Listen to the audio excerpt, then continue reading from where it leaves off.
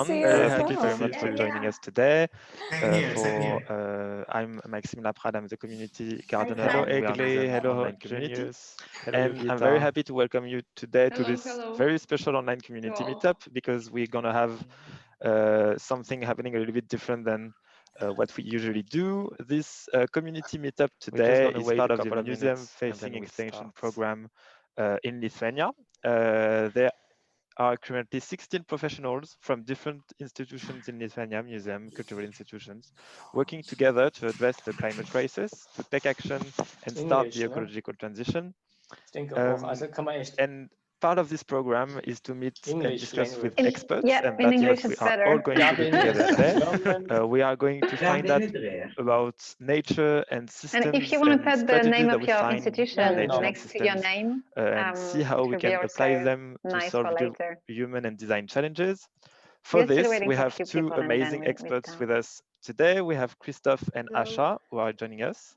I'm going to just give you a little bit of introduction and a background to what they have done. Asha Singhal is the executive design lead and the head of European project at Biomimicry Frontiers. She's a biomimic, architect, researcher, and educator specializing in biomimetic designs, bridging the gap between the built and natural environments. Okay, her vision with her work is to create pragmatic narratives of hope inspired by nature, empowering people with tangible actions towards creating climate positive welcome future. Everyone. Thank you very much for joining us today. Conceptualizing and realizing speculative designs into inspiring and restorative living built environments. And I'm very happy to welcome you today to this very special architecture meetup, because we're going to have technologies and something happening a little bit different than development of what we usually do. This community meetup today is part of the museum-facing in Canada, Germany, US, in Lithuania.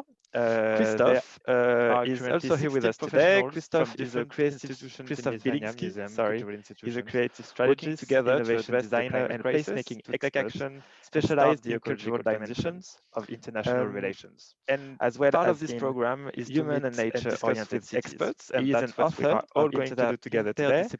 We are going to find out initiator of international nature and systems and strategies that we find in nature and sustainability, and see how we can apply them to panelist and one of the leaders of the Place-Making Europe network. For this, we have two amazing experts with us today. We have Krzysztof and Asha, Experimentation Manager at EIT Climate-KIC. I'm going to just give you a little bit of introduction. Climate-KIC is one of the partners we are working with on the museum-facing extension program. Asha Singhal is thank you very much for being here with us. I'm just going to give you the mic, the head of right now European project at Biomimicry Frontiers. Let me just remind you that the session is recorded and educator. If you have any questions, biomimetic, you can use the chat and we'll then share the question with the environments. Her vision with her work is to create pragmatic narratives of hope inspired by nature, empowering people with tangible actions towards creating a climate-positive future. Asha's core is in meaning making. I'm very happy to conceptualizing and realizing speculative designs into inspiring and restorative living built environments. This session, she conducts research at the intersection of biology, architecture, art, and emergent technologies, and applies that knowledge to the development of regenerative environments at all how scales. we can apply those two approaches and has one conducted session. projects in Canada, And also Germany, we don't US, know and India. what outcomes Krzysztof is also here with us today. Krzysztof is a creative Biliński, is a creative strategist, innovation designer, and placemaking expert specialized in cultural dimensions of international relations, feel free to as ask well as questions, in to human and nature-oriented cities. And also he is an share author your of interdisciplinary project concepts and initiator of international urban interventions, promoting responsibility, and that's why this inclusion, session has and been designed sustainability. to be He extremely is also a trend watcher, panelist, and one of the leaders of the Place-Making Europe network. And today, based in Warsaw, he holds the position of CEE Innovation that is and one thing that we really Experimentation expect Manager. from everyone. Like everyone should be involved in participation and just be curious, be open, because there will be a lot of things we're talking about in terms of systems thinking and nature-inspired thinking that may or may not be familiar to you. So if you have any questions, just put them out there and let's just have some fun today. Yes, exactly. I think we can start with a check-in right now. Yeah. I mean, I'm really happy that we have a very familiar and friendly environment here and we can see each other again. And we would like to offer you just a warm-up before this creative and critical thinking session. And we would like to invite you for a small exercise. Look around you and find one object which is quite interesting or you want to explore, and think over 1 minute about alternative uses of this object. So what can you do with this object? How many other experimentation can you provide? And then after 1 minute, we would like to hear back from you. How many new inventions have you found? And also, what are the most funky ones? So we invite you to deconstruct that object and think about what can be done with it. Yeah. What can you do? What can you make happen with any object of your choice? And you can put it in the chat or you can talk about it. It's all good.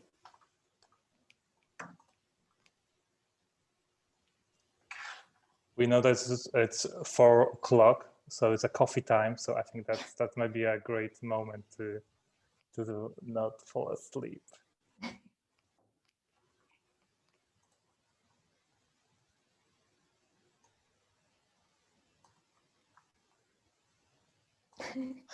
Okay, yeah, no worries about sending. I was trying totally to make a list. I was trying to make a list and I was like, oops, it doesn't work like this. Feel free to share it openly. Yeah, we can also talk about it. Nice. Oh, great. Yeah, I think I will wait a bit and then we can try to discuss about it. It's also nice to see the faces. So if anybody else wants to switch on their video, it would be great. Hi.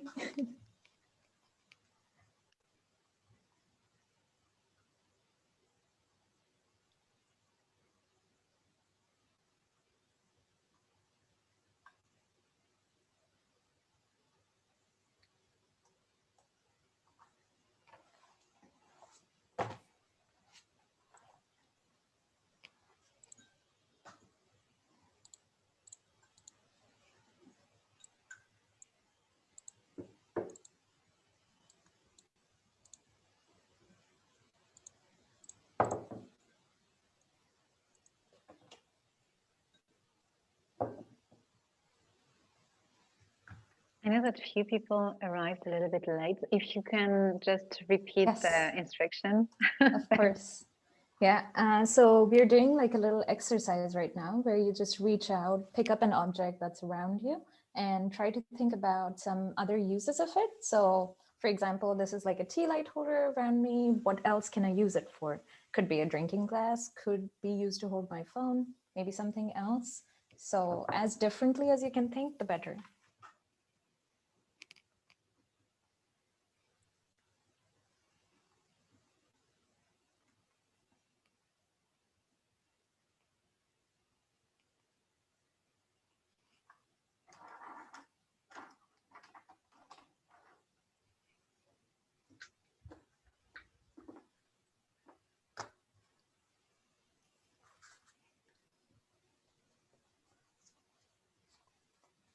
I think we can start sharing. So if any one of you would like to share the object and also number of uses, alternative uses, and the most funky one. Sorry, I didn't quite get that. The most what? Funky, like the most creative new use that you would like to share with us. Okay.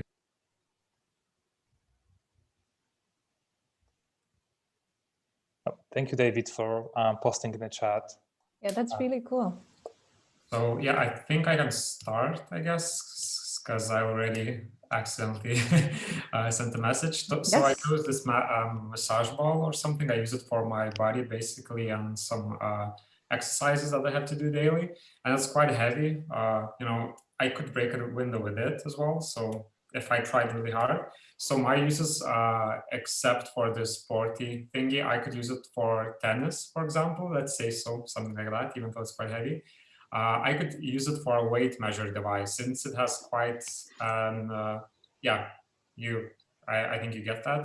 Also, it could be used as a stress relief ball, even though you can't really get into it with your fingers, but you know, it still has this action or something, let's say so. Also, it could be used as a mini bowling ball, let's say so. Also, it could be used as an attack weapon, since you know, it's quite heavy and it could do some damage to everybody around us.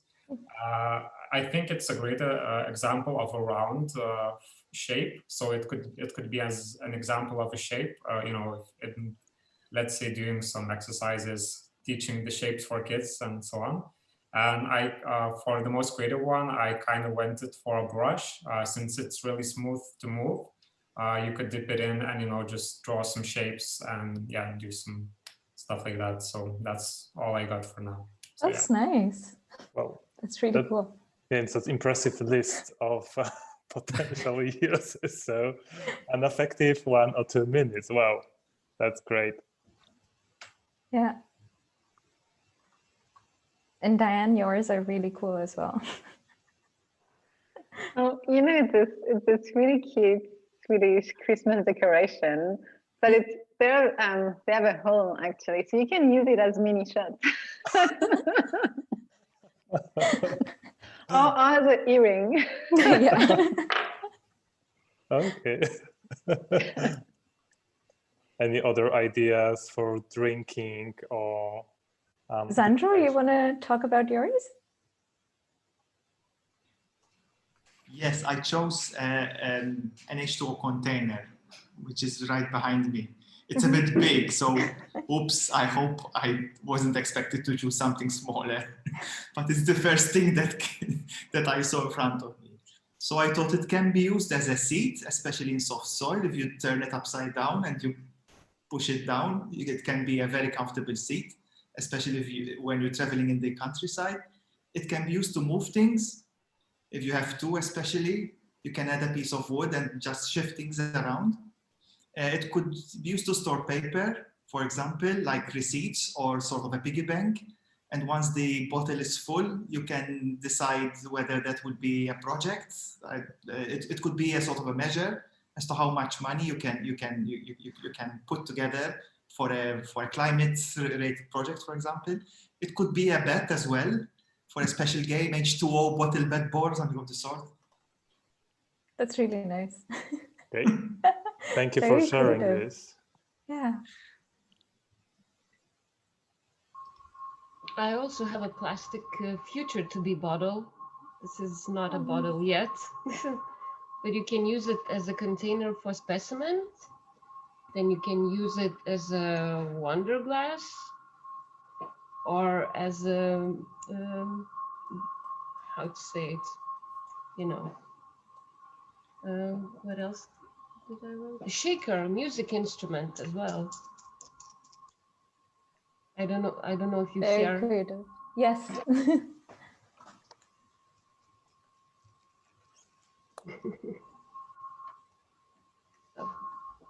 Sweet.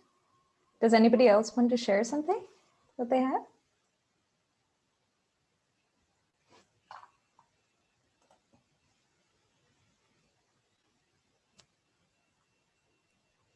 Nice. Yeah. Mouse mat as a coaster and a fan. I have also my idea.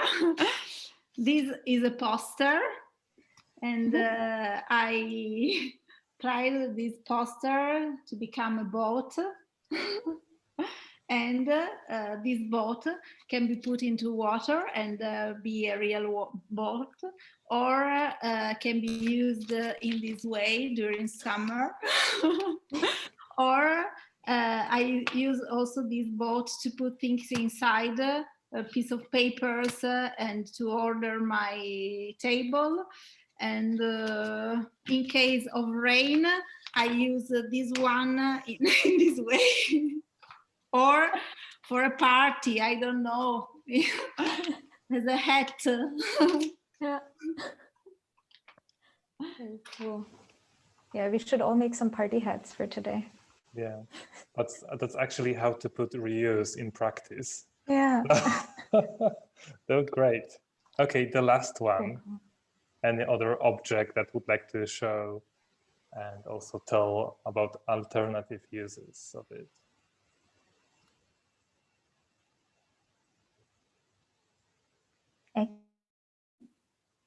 Here. Is she here?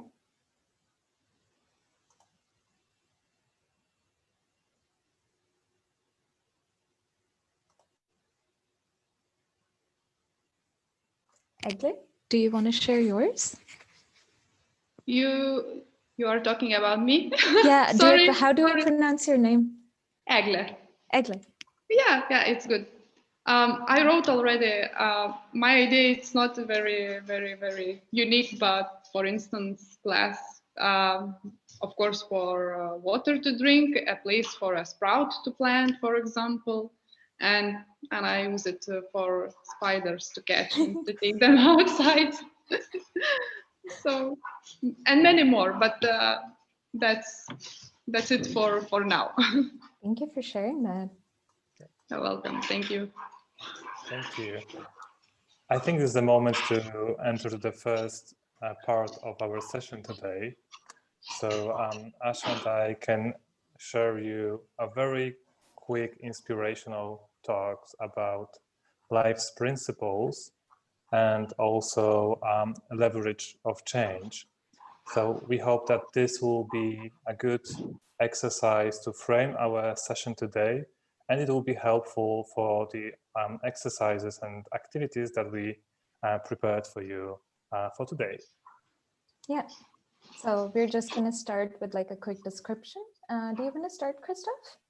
Yeah, I'm just wondering whether we should share the Miro board right now. Yeah, I think that's a great idea. Okay, so let me share this.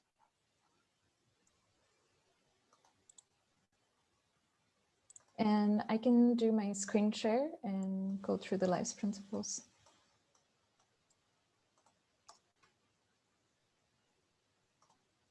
So let us know if you can join the link that I just shared.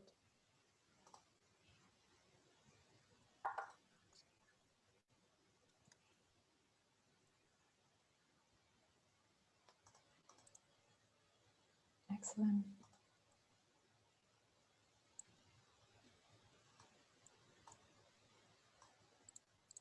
Okay, I can see you moving there. So that's a good sign. Yes. Oh, we have some guest painters and inventors here as well. Great.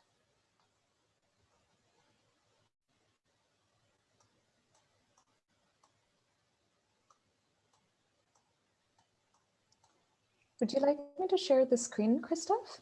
Oh, you know, I can share the screen. Perfect. And okay, I can share the screen. Can you see it? Mm-hmm. Okay, perfect. So let me introduce you to the first part of the systems thinking, which is around leverage points. And here you can find an example of a system. How does a system looks like if we want to unpack any system? So that's that might be a graphic representation. Here you can have a global food system map, and we can apply this type of mappings to our skills, to the organizations that we are part of, to the cities we live in, also to the entire countries or industries. So you can see how complex it is and how many relations you can see between different sections. And this is actually not the way that we are taught at school about how to deal with complexity. And I would like to just quickly reflect on this graphic that we assume that everything is complicated rather than complex, and we don't know how to serve in the complexity. And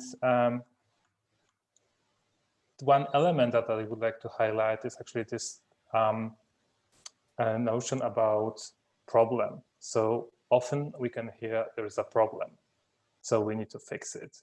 But actually, if we apply systems thinking, so we are trying not to see problems, but patterns or structures or what's behind those problems.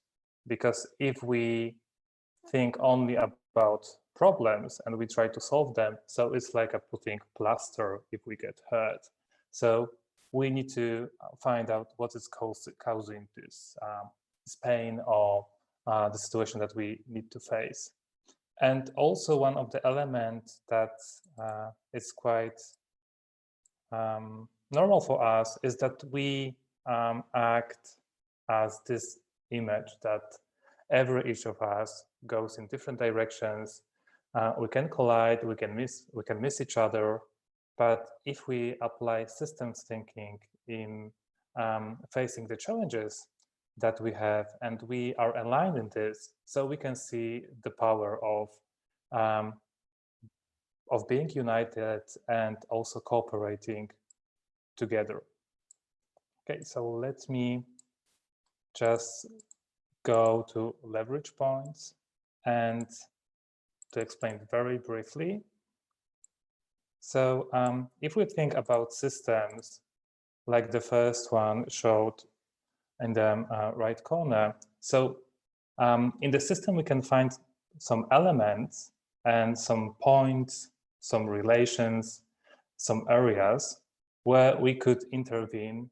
And if we provide this intervention and if it's successful, this will impact the entire system.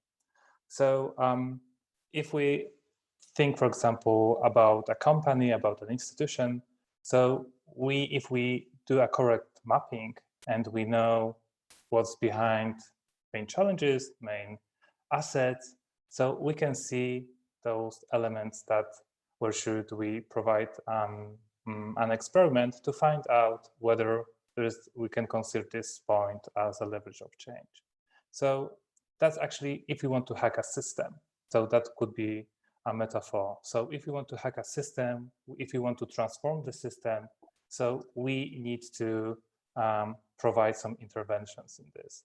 And this concept, leverage of change, has been created by Donella Meadows in the late 70s.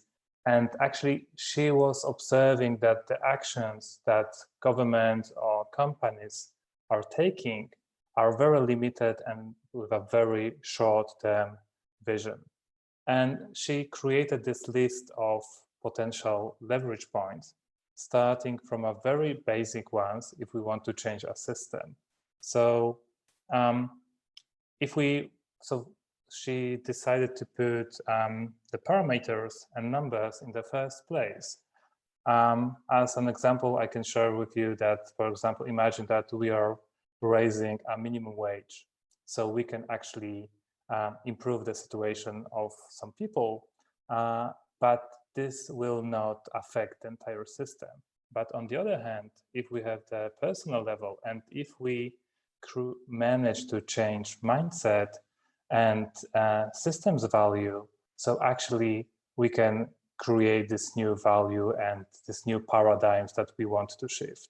So this is as was one example, and also a very obvious one. I can tell you that if we want to solve the problem of unemployment, world divisions, global south, global north, and quality of life. So the main leverage point behind those categories, the main crisis that we can face currently, is actually the category of growth. So growth is causing inequalities. We are exploiting the nature and the planet. This is also one of the reasons of climate change, because we are focusing only on growing. And if we look at this as a growth from a national perspective, so we have GPD, and this is about consumption. And we could change the system if we implement a new tool to measure success growth, and that could be a happiness index. So if we focus on happiness, so we could change the entire element, all the elements that we can see in the system. Also, quite important part of thinking about leveraging a system is actually our ability to unpack it and also think what's behind the surface of the water. In this case, we are using iceberg model. And if we think about what's on the surface, so we can see events happening that we want to respond to them. But beyond this, we can find trends and patterns, system structures, and mental models maps. So that's why if we want to have some interventions that will be very impactful for our life, we should go for the mental models map, and we should identify elements where we can intervene to change all the systems of the elements. So for example, if we want to look for a very practical example about an event, so imagine that you are getting sick, you are catching a cold, and the reason is because you work a lot and you don't pay attention to your daily routine, and etc. And then you can identify that you can, by trends and patterns, you can identify relations that if you work more, if you don't rely on, if you don't listen to your body, you can get sick easier. And also, if we think about system structures, so you can, and mental models, you can see that we live in a world that is focusing on the career and on not necessarily investing in work-life balance. So that's the reason. So actually, if we rely more on this, so we can avoid catching a cold. Also, the another element of this is that if we look for some solutions, we are mostly focused on what to do, and we don't necessarily look further, so to the place of how and why. And finding a reason behind implementing an action or thinking about the challenge is actually helping us in unpacking the system, the value systems, and also our reasoning behind coming up with certain ideas. So in this session, we would like to dive deeper to how and why, how to be able to identify them easier. And also have in mind that this journey is about unpacking and unboxing. So if we unbox one element, if you find a new path, so there is another one behind this, and we need to explore and we need to experiment and we need to be open to this. So if we think about systems, so the systems is never finished. So this system is evolving and we need to be also accepting it. And we need to build our readiness to adapt to this. Okay, that's everything from my side. Thank you, Krzysztof. I can stop sharing. Great. Excellent. That was a great intro into the systems thinking and the leverage points. And now I will begin sharing something about biomimicry and nature-inspired thinking. And so just by a quick show of hands, how many of you are familiar with biomimicry or have heard the term before? Excellent. Okay, I can see some hands, which is great. That means, so I'm not going to give an introduction into biomimicry because we did that at the conference, the Museums Facing Extinction conference, and you can look at that video for more information about it. But what we're going to talk about is a specific tool or methodology, which is called Life's Principles. So I'm just going to start sharing my screen. Excellent. Can you see the diagram? Okay. Wonderful. I'm just going to start describing it a little bit, and then we can go further from there. So Life's Principles are published by Biomimicry 3.8, and these are a set of 26 overarching patterns that are common to all living organisms on Earth. So these are the underlying strategies that life has used to survive and thrive on Earth for about 3.8 billion years. There are anywhere between 7 to 30 million species out there. We don't even know how many exist there. And only about, out of all of these, we've only named about 1.5 million. And about all these 30 million species, they're just 1% of all life that has ever existed on Earth, which means that they're truly the success stories. These are the ones who've learned how to survive and thrive within the conditions of Earth. Among these millions of species, we also have an incredible diversity of lessons. So the elephants, mushrooms, birds, geckos, each have their unique stories and strategies that we can learn from. Emulating these specific strategies is what we call biomimicry. Now, Life's Principles is another way of looking at this. These 26 patterns are common to all living organisms. These are the common denominators for all life on Earth, which means that these are the guidelines to those success stories. So we all know that there is one thing which is true to life, is that it creates conditions conducive to more life. And this serves as an aspirational goal, which is right in the center of this diagram. Now, life does this within the operating conditions of Earth. These are the conditions that serve as the primary conditions within which life has to survive and thrive. These include things like sunlight, gravity, water. Water is something which is super unique to Earth. And then dynamic non-equilibrium, which means that there is a state of constant change. Everything around Earth, it constantly keeps changing. Limits and boundaries, which means that there are limits to the availability of resources that we have. This is a pretty neat diagram, which was shared by Dr.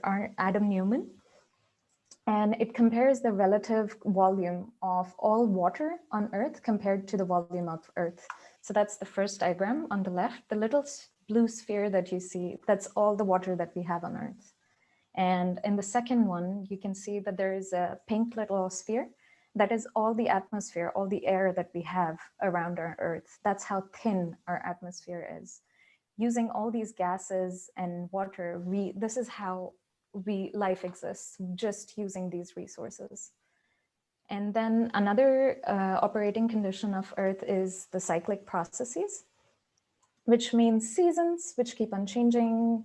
You know, every year we experience the same, then day and night, moon going around the Earth, and Earth going around the sun, everything that we experience.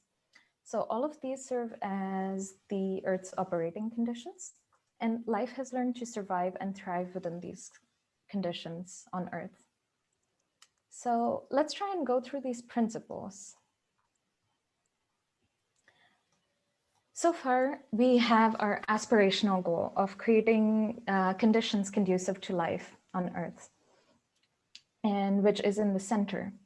These what surrounds it are these 6 principles. These 6 principles, which we consider as the main principle, serve as an answer to how might we create conditions conducive to life on Earth. In order to create conditions conducive to life, you should adapt to changing conditions, like trees that shed leaves each year to produce leaves that are better suited to the changing context. Or to create conditions conducive to life, you must be locally attuned and responsive. And each sub-principle, these are the ones here that you see. So these are the main principles, and these are the sub-principles.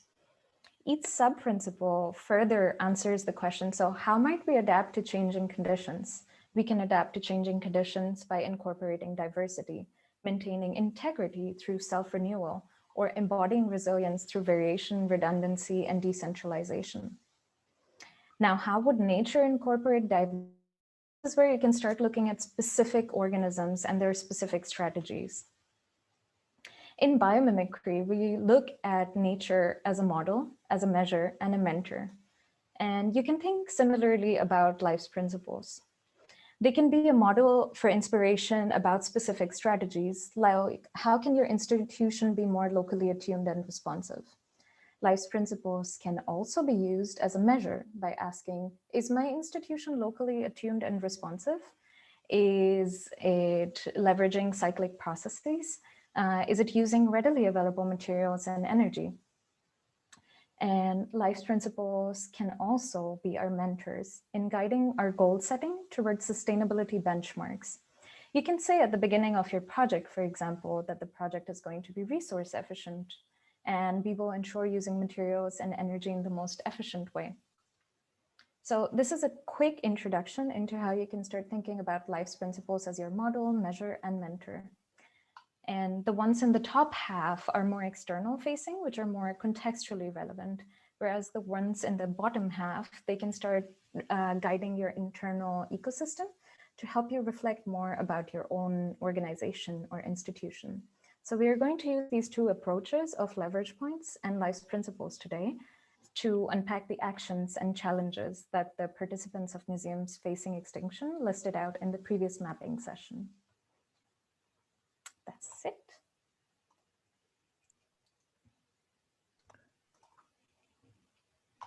Great.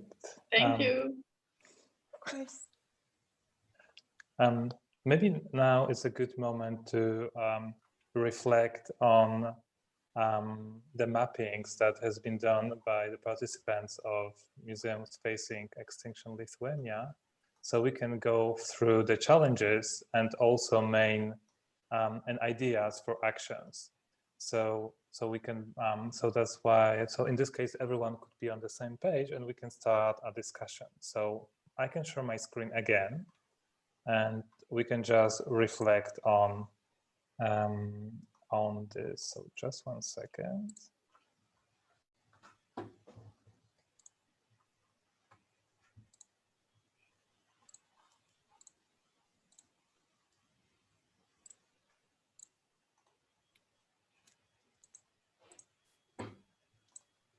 Okay, I hope you can see it.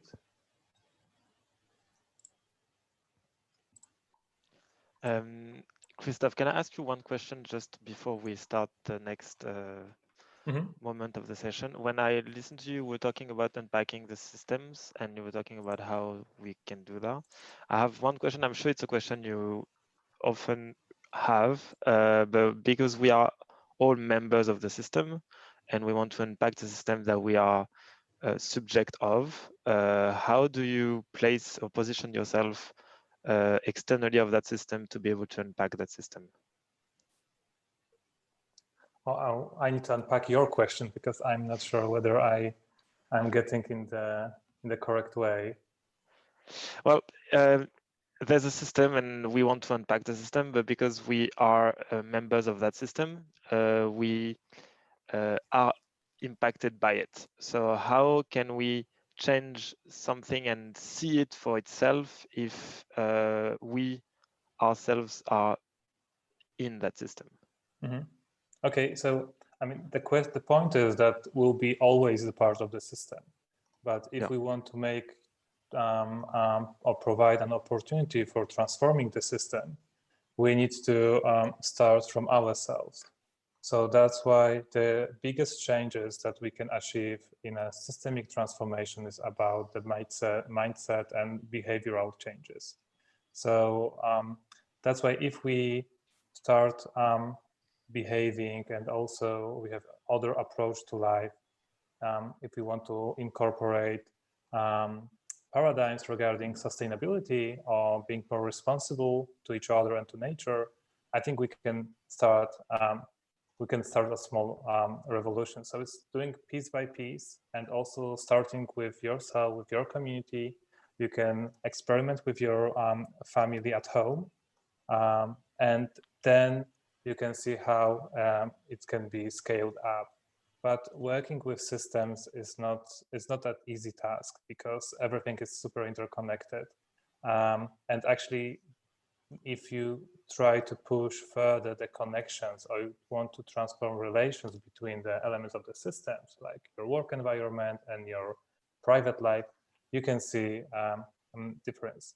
However, on the leverage point scale by the Lamidos, the most impactful area is related to being outside the system. So if you are if you can manage to be to feel in a very spiritual way that you are not belonging to the system, or you can partially being upset, that's the huge asset.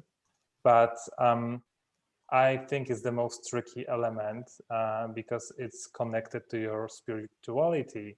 And if you don't have this ability of escaping from the world or the system that you're part of, you cannot experience it. So it's so this is possible, but I think that few of us can have this ability to be external, to be on the external side of the system. Okay, thank you very much, and thank you both for the presentation. Okay, I think we can keep all the questions for the last part. So maybe if you want to type them in the chat, so then we can harvest them and answer to them at the end. So just to go very quickly through the work that has been already done by the participants of this program. So we can spot, I think, 3 main challenges. So the first one is related to overcoming competition that we can see, and also establishing more collaborative environment within the institutions, but also with the network on institutions, which is also related, as I see, to the communication. And actually, overcoming competition is a very cross-sectoral challenge. And in order to unpack this, we need to go through several elements of the system. I see that is another challenge, which is focused on increasing engagement, and the main motivation that we can see, it's raising awareness about the reality of climate change and climate emergency, also creating a better place to live in, and experimenting with something new, or have open mind and be more critical thinker. I see there's also another element, which is related how we can reuse certain materials in our institutions, and it's about creating an exhibition from exchanged materials. So actually we can limit and reduce our consumption and production. Okay, and if we want to scan motivation behind this, it's actually related to having some tangible results of this. Also notice the climate crisis, and okay. It's also cross-cutting area of raising awareness. So right now, if you can think about the challenges that you are facing, and also actions that you would like to share and you would like to post in the mural that we shared before, you can do this in this green area here. We call this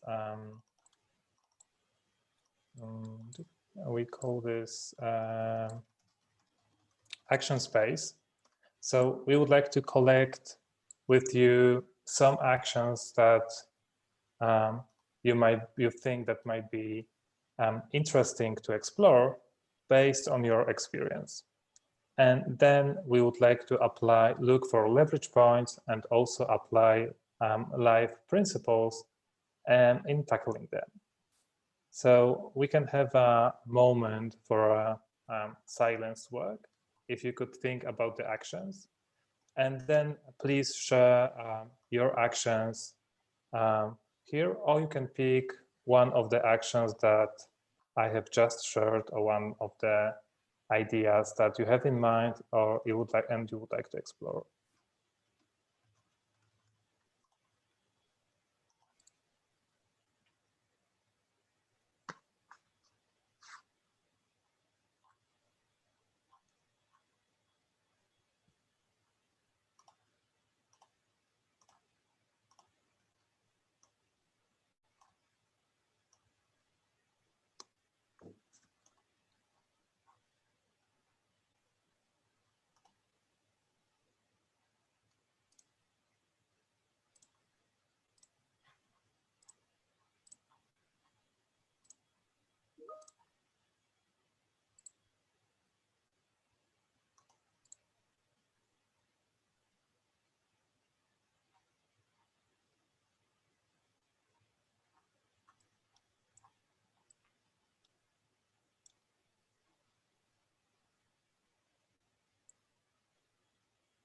Okay, I will stop sharing my screen.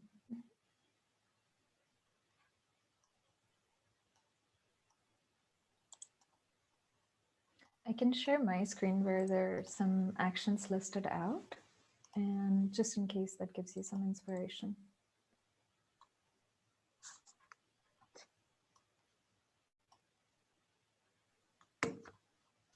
If there are specific ones that you want to unpack and think about in terms of leverage points, then that's what we're going to do.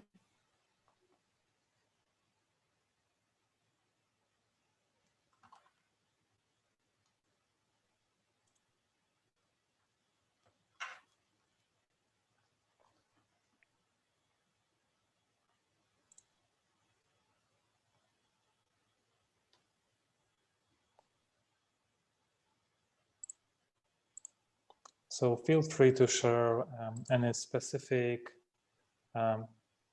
ideas of projects, interventions, or experiments that you are planning to conduct within your institution. This might be related to education, reusing practices, communications, or raising awareness, or trying to be more connected to the city or your public.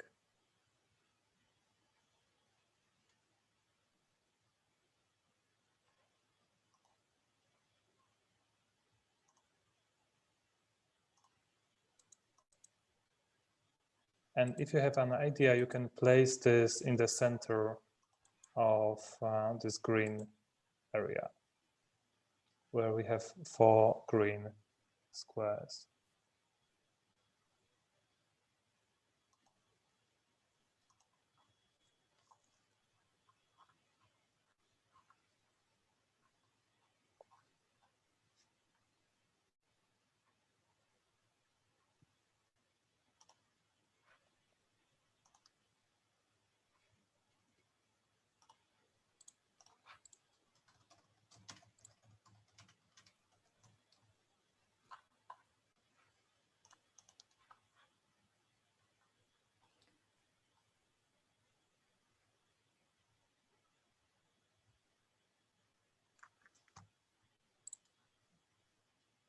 I see that there's not a lot going on here. Does anybody want to talk it through?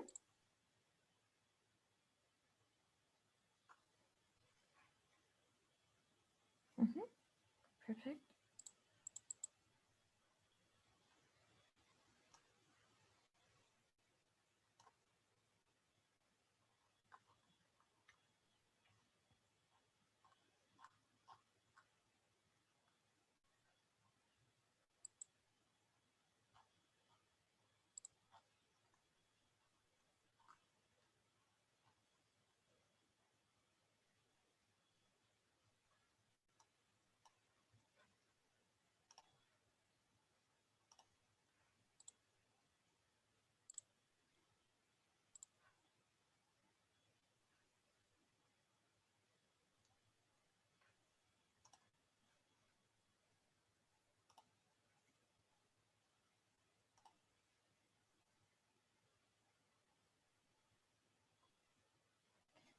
Is everyone clear on what they're doing right now?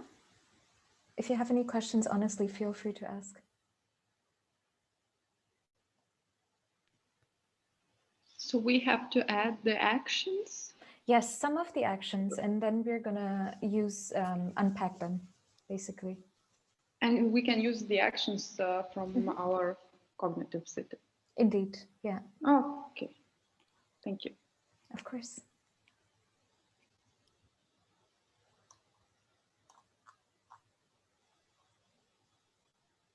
I think we have two, and I think we can pick those. Krzysztof, what do you think?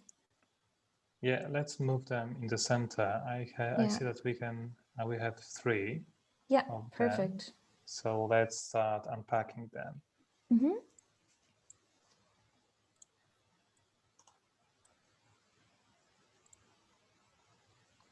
So I see the first one is related to overcoming competition. Which is perfect. Yeah, the more you share, the faster the improvement.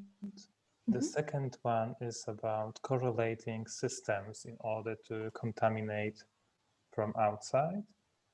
And then I see there's one about reusing materials. Perfect. Also one in the making. There's someone who raised a hand on Zoom. Maybe there's a question.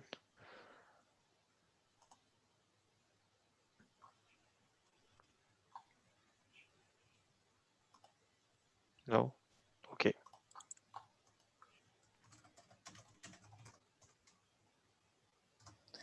Okay. I think we can start with these. This is great already. Let's pick two of these, Krzysztof, and work with those since we're low on time.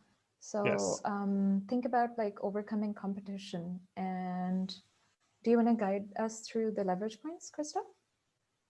Yeah, so let me share the screen again. I think that would be the easiest thing.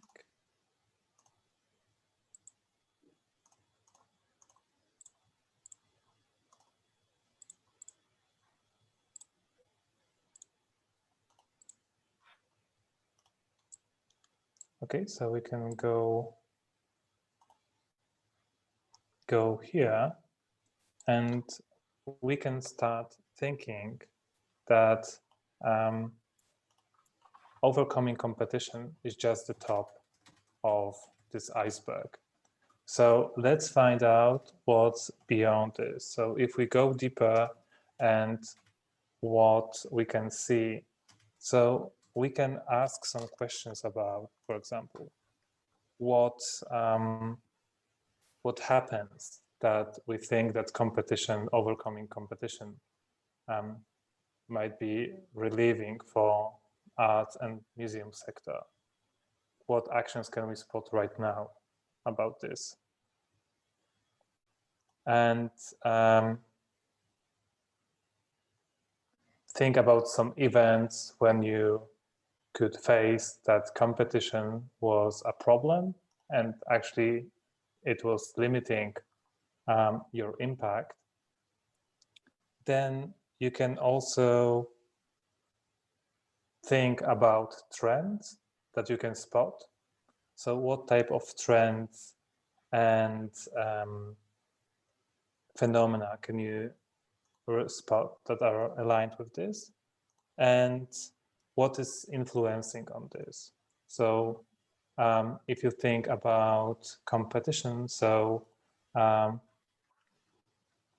which is the direction that, or who is the target that want to change this paradigm, and who is the main audience? How we can address this this change, and also the last part is what assumptions or beliefs can you spot behind competition in our society, in our systems that we are part of. You can think about your experience from school, from your student life, competition on the labor market, competition between companies, institutions, etc. So let's think about those elements that stand behind competition.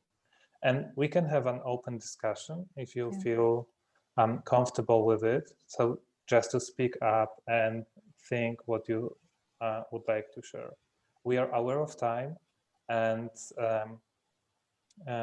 let's have just a conversation and try to unpack this. We can imagine that life principles and leverage points are quite difficult to understand as a theory, or they cause some problems, but let's practice them and let's work them out and see how we can approach them on a daily basis after this training.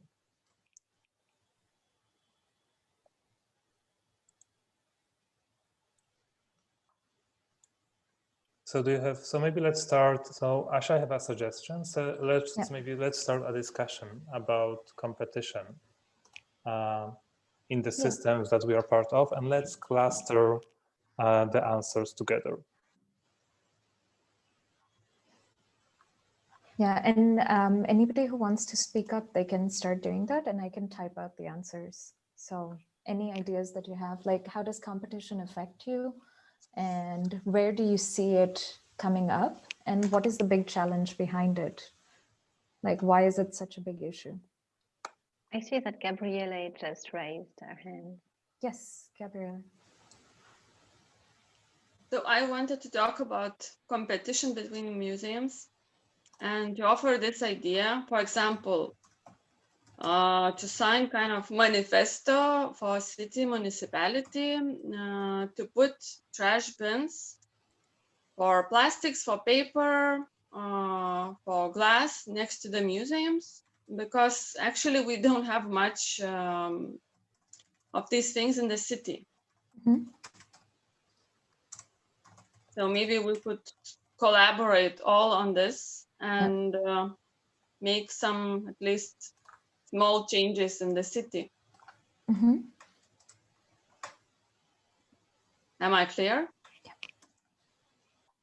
Yeah, I just written it down. So it's about boosting cooperation rather than thinking about competition. Am I right?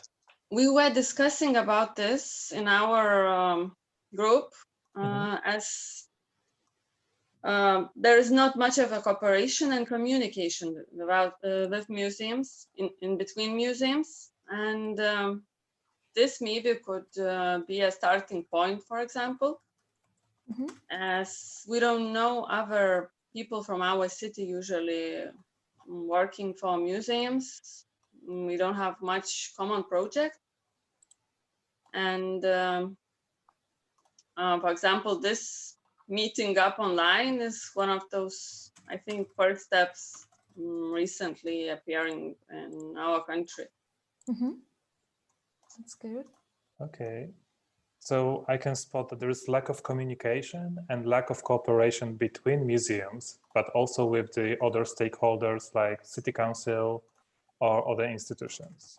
There's a lack of joint projects, for example, or initiatives. Sometimes just we have lots of bureaucracy if we want to do something, but I think it's everywhere. And maybe somebody from my team would like to add something to this, as we were working together a few days ago. And if you think like, why is happening this situation, why there is bureaucracy, why there is lack of communication, cooperation? Just maybe we just don't have this tradition to do something together. Like maybe people from other groups, like theater people or musicians, they are more, I think, often working together, collaborating, fighting for their rights, offering some ideas how to improve something in the city. Or do you think there is a way to change those traditions, or are they too deeply embedded within the mentality? I always believe we can change. So also thanks to this project, at least, we meet some new people and we are able to work together on something new. So I think it's a good start. Yeah, that's wonderful. Great. It's already really good. Does anybody else want to add something to this? Well, maybe I can comment. Yes, please. What Gabriela said is actually, I think that this competition is something that has been historically. Like in Lithuania, for the last 20 years, we had no rotation of the heads of the national museums. And it's been only a year ago that those heads changed. And with these changes, I see a lot of positive changes, actually. And museums started more cooperation. They are more open, because previously, if you needed some help or assistance from the other museums, you first of all had to contact the head of the museum. And those museums were really very close inside, and it was quite difficult to communicate. And now when we have new directors, they are younger people with maybe new ideas and more open-minded. And I think things are improving. That's really good to know as well. Jurgita, I would like to deep dive in your comment, because if you think about leverage points, we often tend to think that if we change a boss, if we change the head of institutions, everything will change. But often it doesn't happen because of some behavioral, because of the memory of the institutions, or some practices that are some embedded into the daily routine that is impossible. So I would like to unpack a little bit that thing that you said, that with the new directors, everything starts with a new energy. And I would like to ask you, what is your perspective about the source of the energy that you can spot? You're asking what is the source of the energy? Yeah, why can you see a difference right now and before? What's lying behind your statement? Like, if we can, dig deeper in this. I think now the museums are more open to the public. They are thinking about young people. They are rethinking their strategies. They're thinking how to attract young people to come to museums, because there's also maybe some imagination in people's mind that museum is something for elderly people that's not interesting, that's not attractive. So I think that with those new heads of the museums, they are using new strategies for communication. So maybe that's a positive movement. Okay, great. Thank you for sharing this.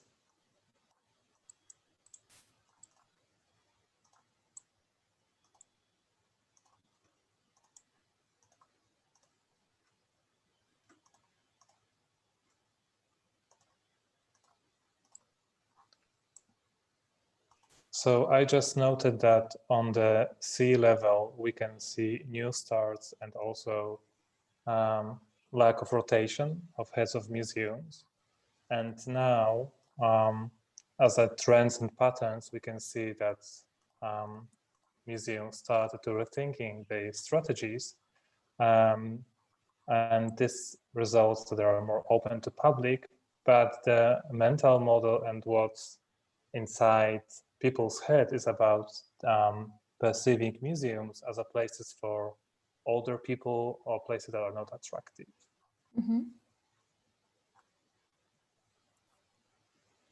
And so this is a good way to look at it. Like, how can we unpack these challenges? So when we think about a specific action, like, okay, competition, then we can keep diving deeper and deeper until we understand that what are the deeper issues, those mental model maps that might be holding us back, and to be able to identify those. And this is just for one challenge, for example. And this can be done for all the others as well. But since we're low on time, we might want to move to the next thing. Yep. What do you think, Krzysztof? Yeah, I totally agree. Let's go to the next part. Yeah, okay. So, I mean, this kind of gives you an idea how you can dive deeper into any challenge, any action. And that's one of the aims that we have today, is just to be able to unpack those actions, because all the actions that are suggested in the cognitive map, those are solutions. And with those solutions, so these are the little smaller things, but how can we start identifying those deeper issues, those deeper challenges that we can really start unpacking? So, okay, so when it comes to competition, for example, I also wanted to give you some tools, as we talked about life's principles and how nature works. There's this thing called biologizing the question.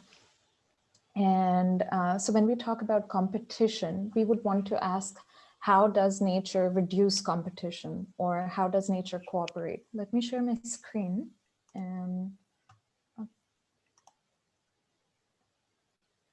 Perfect. Can you see it? Yes, we can. Perfect. So it's important when we want to biologize any question, we want to ask, how does nature do something? So we have to think about the function. And then we ask, like, how does nature reduce competition? How does nature promote cooperation within an ecosystem? Or how does nature cooperate between ecosystems? And with that, we can start to find answers within nature. And one easy way to do that is going to this website called Ask Nature. And it can be like an easy way to start thinking about biological examples and the strategies that nature uses to find answers. For example, these are the flowers which are found in wetlands. And what they do is they have staggered flowering times among plants to increase the likelihood of successful pollination. So what it does is, within the flowering season, they flower at different points. So every week there will be a different flower, or every month there will be a different flower. So by reducing, since there are very low numbers of pollinators in those areas, and what it does is it reduces the competition between the pollinators. So insects such as bees don't have to choose whether I go to this flower or this one, but they can decide to go to one in 1 week, but by the next week, these ones are dead and there are new flowers. So they can go to those ones instead. And this is just one way of looking at it, but I would like to invite you to think how perhaps this could also inspire your museum, or thinking about how museums could cooperate within a city. Did this make sense? Like, I know it's very heavy biology that I'm throwing at you right now, and I don't want it to be super heavy. So just ask me questions and I'm happy to explain it a little bit better. So what is pollination? So pollination is when these insects go to different flowers, and they help, like, their pollens in flowers, and they take the pollens to different flowers so that there is reproduction happening and the seeds turn to fruits, and fruiting bodies can propagate the trees even further. Thank you. Mm-hmm. So for instance, yeah, yes. Michaela. Thank you. No, I have this idea that it's already something that is going on, because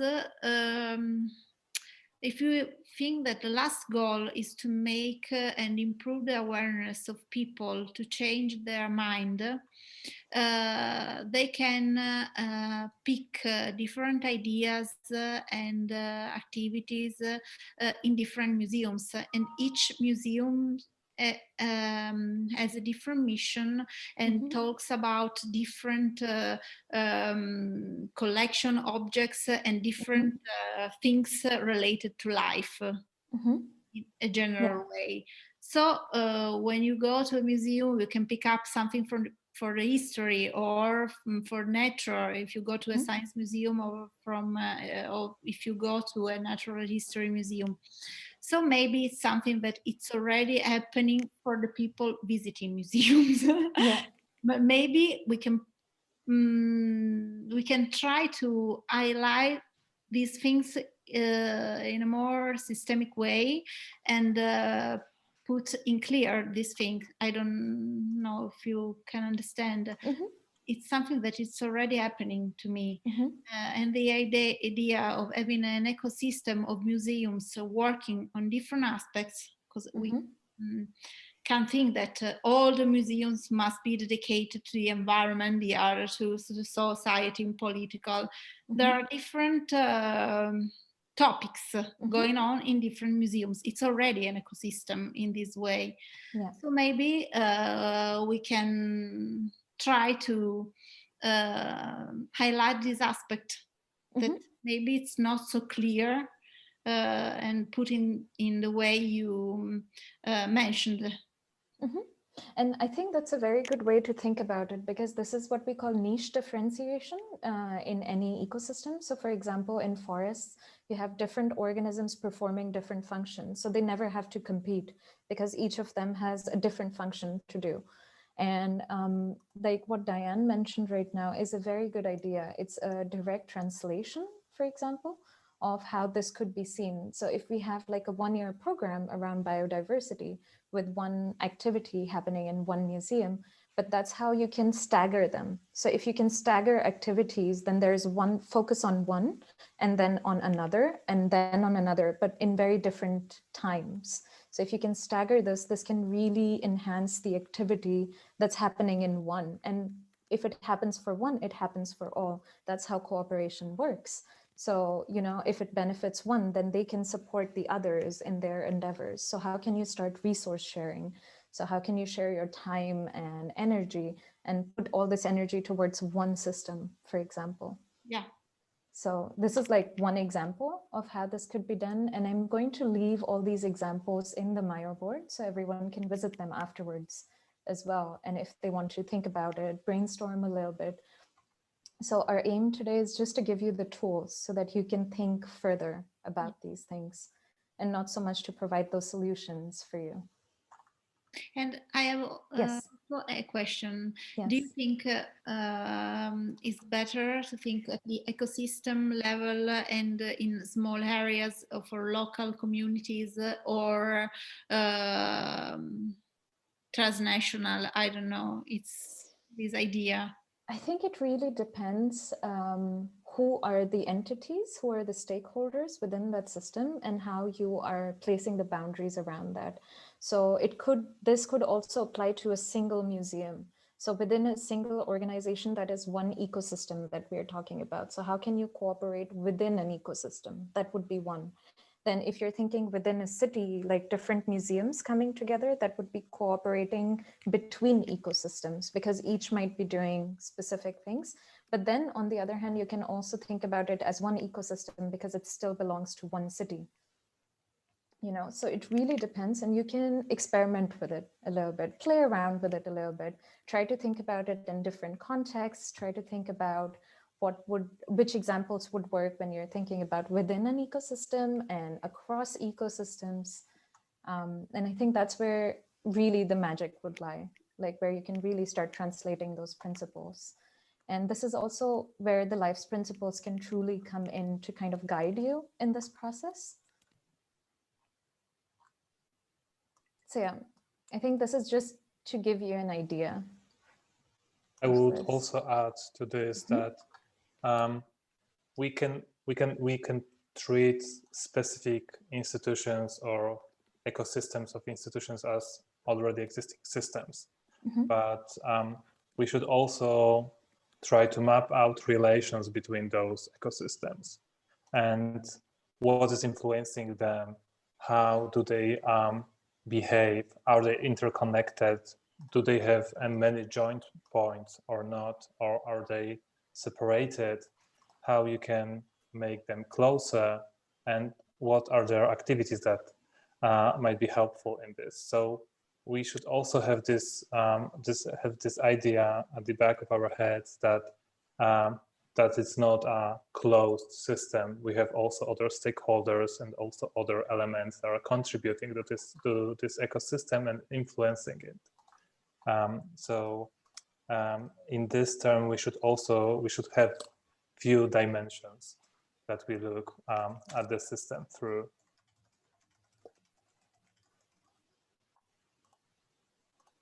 Yeah. In terms of competitions, also if we want to find inspiration from a system, we can look for the opposite. So if we talk about competition, so what is on the other side? So it's cooperation. So we can also learn from cooperative models or cooperative models that create systems. And we can see how many cooperative works, for example, housing cooperatives, food cooperatives, and try to learn from them. There's a very interesting example of a system of cooperation. I can share my screen with you.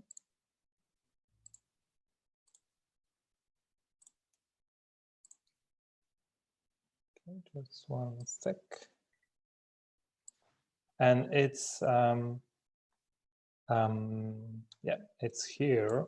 So that's Mondragon Valley. That's in the north part of Spain, in Basque Country. So there is already existing cooperative model that is covering the entire province. So in this province, you have many factories which function as a cooperatives. So if you become a worker of these cooperatives, you also become a member of the community of workers. And those communities are extremely supportive to each other. And the trigger of creating this cooperative happened 100 years ago when one of the priests decided to create an opportunity for people to educate for free. So the group of priests started in a very egalitarian way, teaching people and also opening schools. And in this context, everyone had access to free education. And then they were expanding this alternative model through other dimensions. So in Mondragon Valley, you can find they have their own pension system, a healthcare system. Also, if there's any crisis, like for example, in 2008, one of the cooperative had to close down and thousands of people were left without a job. So the other cooperatives, which are also part of the ecosystem, created labor opportunities for the people who just were without the job.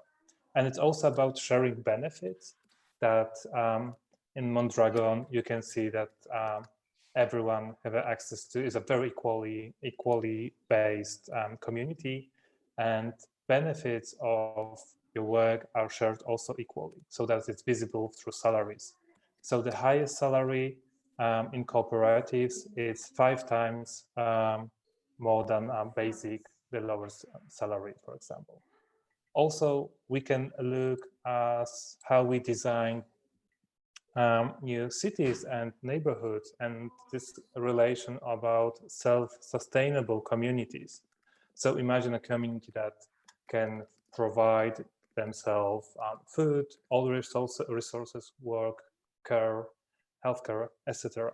So we can also rely on how we create mixed-use places, and also what are the tendencies in creating new neighborhoods and how we set up the relations between them. So they are already existing microsystems, and we can see how this cooperation looks in practice.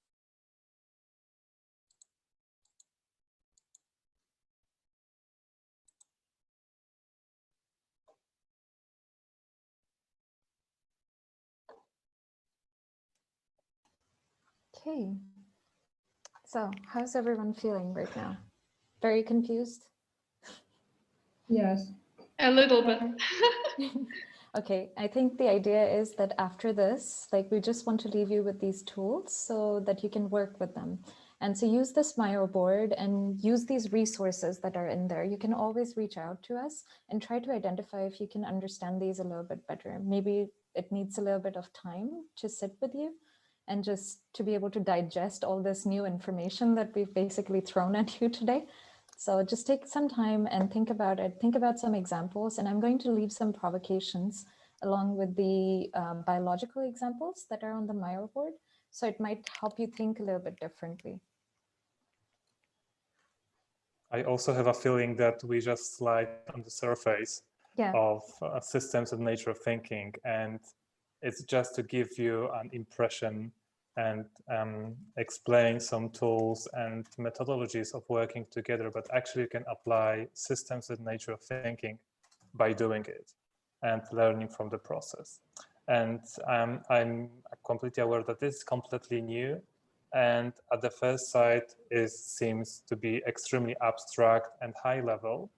But then when you deep dive into it, and also if you start to practicing some methodologies, or you try to create your work and environment more co-creative, you try to team up with people, you can see actually that you are creating around you an ecosystem. And I think that's also a very important element to remember, that we are part of the system. And even though that if we think that we are not doing, or our institutions are not doing any systems action, if we unpack them, if we do deep listening, and if you go deeper to see what's behind the surface, so we can spot them. So it's actually a process of listening, observing, and be open to everyone, to anyone who can join you, because that's also one element about systems thinking, that if we want to achieve a systemic thinking, so we cannot leave anyone behind this process. So we should look at the weak points of the system, or some communities that might be excluded, but we should also have them in mind.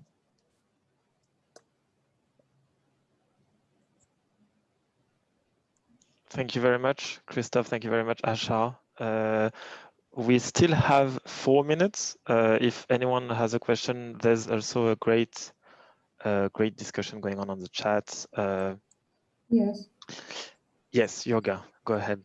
Yeah, I'm sorry, I'm without a camera because it doesn't work. But my question is about nature systems. Krzysztof told us about one example recently, but I want to ask, is there in the world any example that would be already that has been tried among museums?